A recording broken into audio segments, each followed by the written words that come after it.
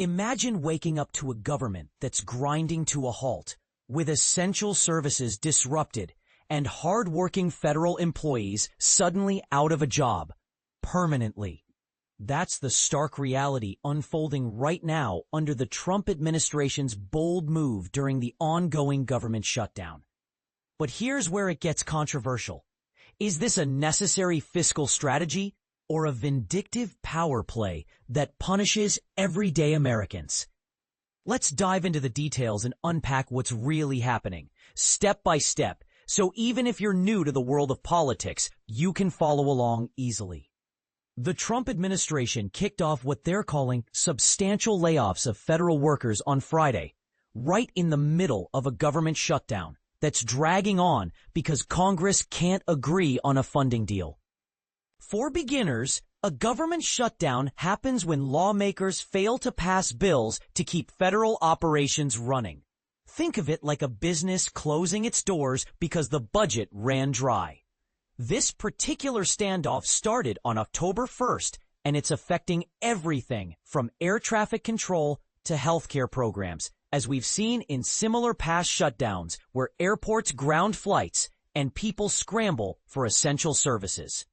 White House Budget Director Russ Vought announced the start of these RIFs, short for Reduction in Force, which basically means permanent job cuts, on the social media platform X.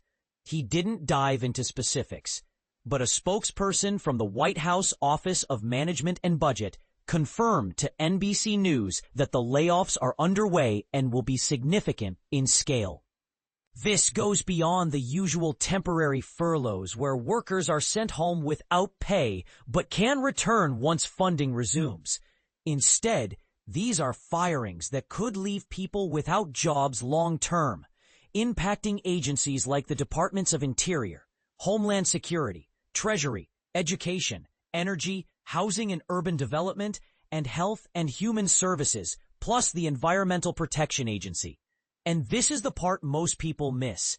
Before the shutdown even began, the Office of Management and Budget hinted at these mass firings in a memo, suggesting they were ready to go further than typical shutdown measures. But this decision directly contradicts the stance of Senator Susan Collins, a Republican from Maine and the chair of the Appropriations Committee, which handles government funding. I've made very clear that I do not believe there should be firings of furloughed workers, she told reporters on Wednesday, emphasizing her opposition to making the situation worse for employees. Democrats are firing back hard, arguing that a shutdown doesn't give President Donald Trump any new authority to fire workers or create chaos. They see this as vindictive, a way to weaponize the shutdown for political gain.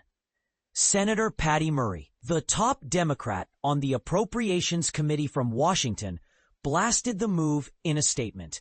Once again, when President Trump and his self-described Grim Reaper decide to ignore the pleas of congressional Republicans and conduct more mass firings, they are choosing to inflict more pain on the American people.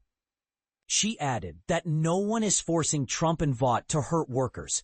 They're choosing to, and pointed out that the administration has been recklessly firing and rehiring essential workers throughout the year, calling it nothing new, and warning against being intimidated by these crooks. This announcement came just a day after the Senate struck out for the 7th time in trying to pass either a Republican bill for a temporary funding extension or a Democratic alternative that includes extra money for health care. It's a classic gridlock where both sides dig in, leaving millions feeling the ripple effects, like delayed benefits, closed parks, or slowed immigration processing. But here's the real debate. Is this layoff strategy a tough love approach to force Congress into action, or an unnecessary cruelty that deepens the divide? Some might argue it's a smart way to highlight the costs of inaction, while others see it as a deliberate attack on public servants. What do you think? Does the White House have a point in pushing for accountability, or is this crossing a line into political theater? Share your thoughts in the comments. Have you or someone you know been affected by the shutdown? Do you agree with the Democrats' criticism, or do you side with the administration's stance? Let's discuss.